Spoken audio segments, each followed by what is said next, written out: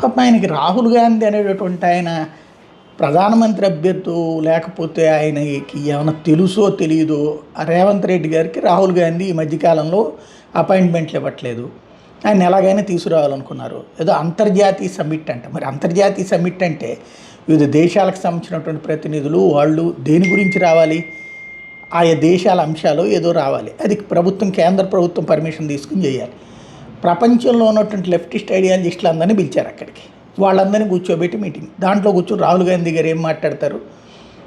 ప్రపంచంలోనే ప్రతిపక్షానికి ఛాయిస్ లేకుండా పోయిందంట. పాపం మొన్నటిదాకా ఉన్నటువంటి ట్రంప్ ప్రతిపక్షమే, ఇప్పుడు ఆయన అధికార పక్షం అయ్యాడు.